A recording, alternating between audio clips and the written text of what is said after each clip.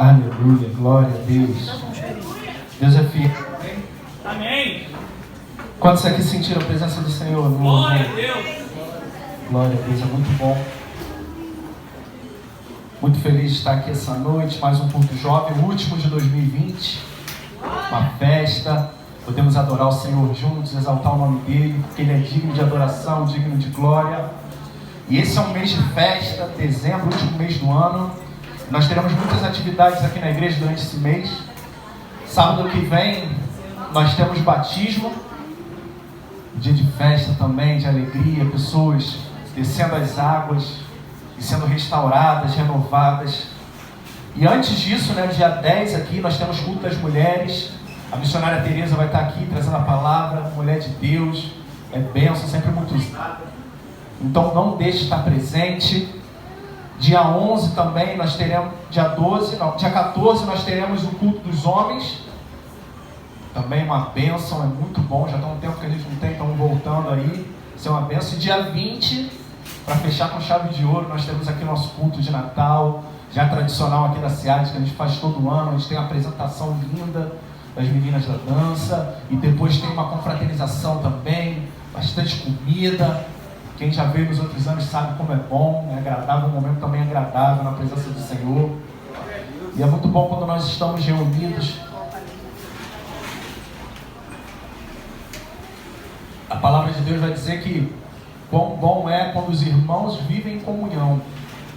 E tudo isso aqui é para nós estarmos em comunhão uns com os outros e adorarmos ao Senhor junto, amém? Sem mais delongas, vamos para a palavra de Deus. Quero pedir para que você abra sua Bíblia lá em João capítulo 4.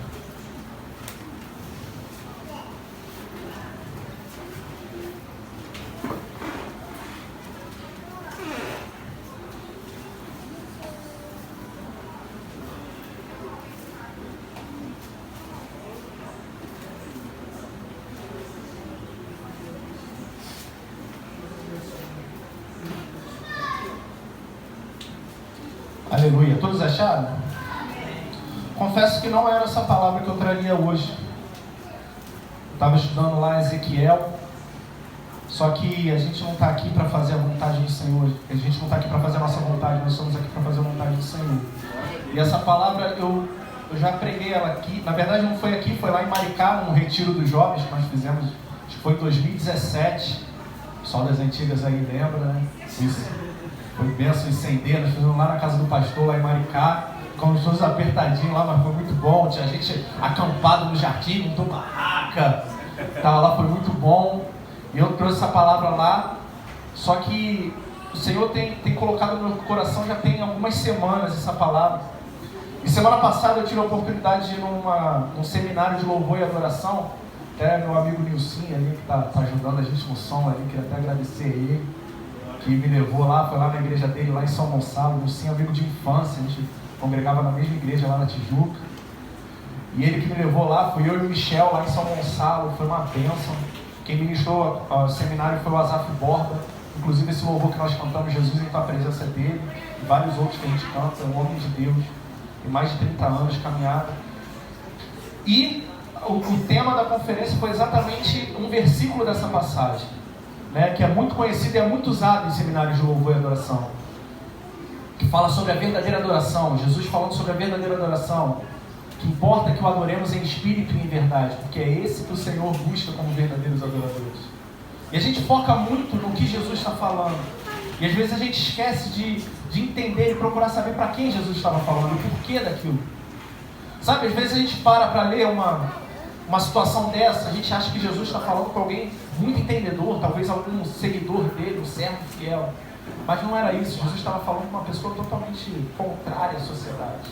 Uma pessoa que vivia à margem da sociedade. E às vezes nós nos vemos numa situação parecida com a dessa mulher. Alguém que não merecia. Alguém que não era digno. Mas o Senhor viu algo além. Imagina uma mulher, uma conhecida talvez, que teve o sonho de casar e ela casou.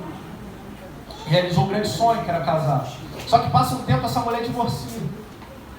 Só que aquela mulher ela não desiste. Ela insiste mais uma vez e casa de novo, pela segunda vez. Só Só que, como aconteceu no primeiro casamento, o casamento não dá certo, ela divorcia de novo. E pela terceira vez ela se casa. E pela terceira vez também não dá certo, ela divorcia mais uma vez. Só que aquela mulher, ela não desiste, ela insiste, pela quarta vez ela se casa novamente. E ela divorcia de novo. E ela então resolve tentar pela quinta vez e divorcia também. Só que depois de 5 casamentos frustrados, ela então resolve descobrir que ela não vale nada e começa a se entregar para qualquer um. Até para o marido de outras pessoas. Era essa mulher que Jesus estava fazendo essa revelação. Uma mulher naquela época que divorciava uma vez já não era bem vista. Imagina uma mulher que tinha divorciado 5 vezes e já se entregava para qualquer um. Era uma mulher que não tinha convívio com outras pessoas. Mas Jesus, ele vem para mudar a história. Jesus, ele não veio para nos dar casa, não veio para nos dar dinheiro, não veio para nos dar carro. Ele veio para nos libertar e nos dar salvação. E a gente vê exatamente isso na história dessa mulher. E eu quero começar aqui no versículo 1. E diz assim: quando, pois, o Senhor veio a saber que os fariseus tinham ouvido dizer que ele, Jesus, fazia e batizava mais discípulos do que João, se bem que Jesus mesmo não batizava, e sim os seus discípulos, deixou a Judéia, retirando-se outra vez para a Galiléia. E era-lhe necessário atravessar a província de Samaria. Até aqui. Curve sua cabeça e feche seus olhos. Pai querido, louvado seja o teu nome, Deus. Obrigado, Senhor, por tudo que o Senhor fez até aqui, Deus. Obrigado, Pai, por esse momento, esse culto, Pai, onde podemos adorar ao teu santo nome, bendizer a Ti, Pai. Dizer que Tu és santo, que Tu és poderoso, que Tu és digno de honra, de glória, de adoração. Ô Senhor, vem sobre nós mais uma vez. Fala aos nossos corações, Pai. Ministra em nós a Tua palavra, Senhor. Que venha cair por terra tudo aquilo que se levantar, Deus, para tirar nossa atenção. Que os nossos ouvidos estejam atentos a ouvir a Tua voz, aquilo que o Senhor quer falar conosco. Muda em nós aquilo que precisa ser mudado, Deus. Tira de nós tudo que precisa ser tirado, Deus. Nos confronta, Pai, para que haja mudança. Transforma a nossa vida. É o que te pedimos e já te agradecemos em nome de Jesus. Amém. Glória a Deus. Esse ponto aqui é um ponto-chave desse texto. E era-lhe necessário passar por Samaria. Sabe, para a gente poder entender o contexto dessa história, nós lembramos muito bem de como Deus livrou o povo das mãos dos egípcios.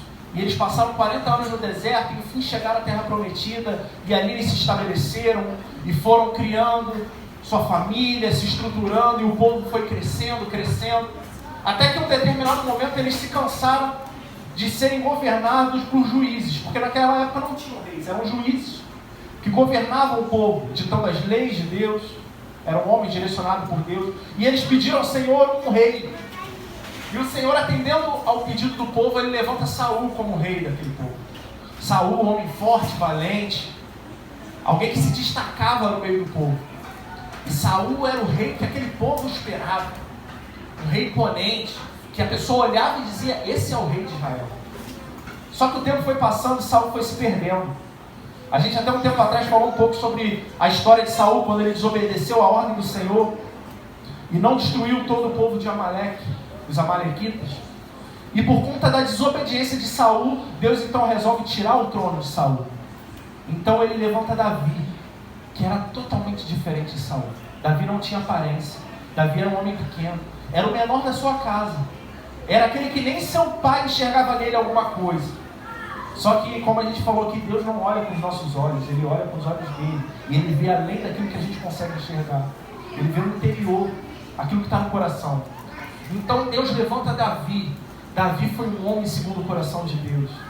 Um homem que guerreou muitas batalhas, que foi à frente do seu exército, que fez a vontade do Senhor. E quando Davi morre, assume seu filho Salomão, um homem inteligente, de sabedoria ao Senhor para guiar o seu povo. Salomão edifica tudo aquilo que seu pai já havia construído, constrói o templo. Salomão morre e assume seu filho Roboão. Roboão era imaturo, decidiu não dar ouvidos às vozes dos anciãos, aqueles que poderiam acrescentar algo na vida de Roboão. E ele então decide ouvir os seus amigos. E os seus amigos dão péssimos conselhos. Vira para ele e fala: ei, O povo desobedece, castiga o povo. Você é o rei, quem manda é você. Você que sabe. Tudo tem que ser conforme a sua vontade, aumenta os impostos. E foi isso que ele fez. Tratou o povo com mão dura, pesada. Aumentou os impostos. E aquilo revoltou o povo de tal maneira que gerou uma guerra entre o povo. Então, a partir daquele momento, o povo se divide. Reino do Norte, Reino do Sul. Reino do Sul, capital Jerusalém. Reino do Norte, capital Samaria. E desde a divisão do povo, nenhum deles, nem o povo do Reino do Sul, tratava nada com o pessoal, com o povo do Reino do Norte, e vice-versa. Judeu algum passava por Samaria. Se fosse necessário seguir o caminho de Samaria, eles davam a volta.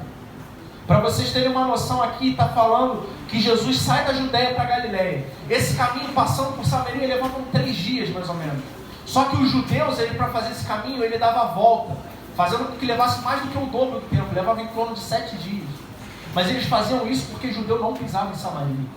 Judeu não se relacionava com samaritano. Mas aí, anos e anos depois dessa divisão, chega um homem chamado Jesus que disse que era necessário passar por ali. Meu Deus. Não era necessário, mas ele queria estar ali, porque ele sabia a obra que ele tinha para fazer naquele lugar. Sabe, Jesus vai no lugares mais improváveis para nos alcançar. Eu não sei como você entrou aqui nessa noite, mas entenda, o que você tem vivido não é nada para o que Deus pode fazer na sua vida. Aquilo que você tem passado não é nada diante daquilo que Deus já tem preparado para você. Deus, ele pode mudar a sua história hoje, se você permitir. Deus, ele pode mudar o seu entendimento hoje, se você permitir. Porque muitas vezes a gente está na caminhada, o nosso entendimento está em outro lugar. Às vezes a gente vem para a igreja, a gente ouve a palavra e a gente não entende aquilo que é falado. Porque a nossa cabeça está em outro lugar, a nossa mente está em outro lugar. Talvez a nossa mente esteja em Samaria, achando que Jesus não pode nos resgatar. Mas Jesus, ele pode mudar o nosso entendimento, ele pode mudar a nossa história. Ele vai onde for preciso para nos alcançar, para nos resgatar da morte. Eu tenho certeza que tem muitos aqui que tiveram grandes experiências com o Senhor. E que são experiências que nos fortalecem, porque Deus pode fazer a diferença na nossa vida. Deus pode mudar a história da nossa vida. E às vezes a gente não entende aquilo que Deus pode fazer. A gente não consegue enxergar o que Deus pode fazer. Às vezes a gente fica tão ligado naquilo que a gente está vivendo que a gente não consegue enxergar o que Deus pode fazer na nossa vida e através da nossa vida. E hoje Deus trouxe aqui para mudar o seu entendimento, para mudar a sua visão, para que você possa enxergar que Ele pode fazer infinitamente mais em você. Que nessa noite você consiga entender que Deus pode mudar a sua história de uma maneira que através da mudança da sua vida, outras vidas vão ser alcançadas. Porque Deus, ele não nos levanta, ele não nos transforma apenas para nós mesmos, mas ele muda a nossa história e nos chama para uma grande obra, para que vidas possam ser alcançadas através de nós. E foi exatamente isso que aconteceu. Aquela mulher, ela não valia nada para a sociedade. Aquela mulher, as pessoas olhavam para ela com um olhar torto, de julgamento. Mas Jesus, ele mesmo sem estar ali, ele já olhava para ela com um olhar diferente. Ele sabia que ali naquele lugar tinha uma alma que precisava de salvação, de libertação. Aleluia, Deus. E muitas vezes a libertação não é fácil, a gente vai ver aqui. Às vezes dói, machuca, é difícil. Mas quando a gente confia no Senhor, a nossa história muda. Vamos continuar lendo o texto? A partir do versículo 5. Chegou, pois, a uma cidade samaritana, chamada Sicar, perto das terras de Jacó, que Jacó dera a seu filho José. Estava ali a fonte de Jacó. Cansado da viagem, sentara-se Jesus junto à fonte, por volta da hora 6. Nisto veio uma mulher samaritana tirar água, e disse-lhe Jesus: dá-me de beber, pois seus discípulos tinham ido à cidade para comprar alimentos. Então lhe disse a mulher samaritana: como, sendo tu judeu, pedes de beber a mim, que sou mulher samaritana? Porque os judeus não se dão com os samaritanos. Replicou-lhe Jesus: se conheceres o dom de Deus, e quem é que te pede, dá-me de beber, tu lhe pedirias e ele te daria água viva. Respondeu-lhe ela: Senhor, tu não tens com que tirar a água, e o poço é fundo. Onde, pois, tens a água viva? És tu, porventura, maior do que Jacó, o nosso pai, que nos deu o poço do qual ele mesmo bebeu, e bem assim seus filhos e seu gado? Afirmou-lhe Jesus: quem beber desta água tornará a ter sede. Aquele, porém, que beber da água que eu lhe der, nunca mais terá sede. Pelo contrário, a água que eu lhe der será nele uma fonte a jorrar para a vida eterna. Disse-lhe a mulher: Senhor, dá-me dessa água, para que eu não mais tenha sede, nem precise vir aqui buscá-la. Disse-lhe Jesus: vai e chama teu marido e vem cá. Jesus chega a Samaria, numa cidade chamada Sicá, e ali está aquela mulher tirando água. Jesus, ele então puxa assunto com ela. Aquela mulher mal sabia quem estava falando com ela. Ele vira: vai me dar de beber. Ela já machucada da vida, sem querer papo com ninguém, ela começa a questionar Jesus. E nós vemos ali algo interessante. Diz que era a hora sexta. A hora sexta é mais ou menos por volta do meio-dia. Sabe, naquela época tinha-se o costume de buscar água em 2 momentos do dia. De manhã bem cedo, que era para poder dar banho nos seus filhos, o marido tomar banho, ter água para cozinhar. E no final do dia, para poder fazer a janta, para poder também ter água para tomar banho depois de um dia de trabalho. Mas não ao meio-dia. Meio-dia não era o costume de buscar. Aquela mulher ia àquele horário porque ela não queria encontrar ninguém. Ela sabia que toda vez que ela saía, os olhos de julgamentos eram direcionados para ela. Que as pessoas não queriam estar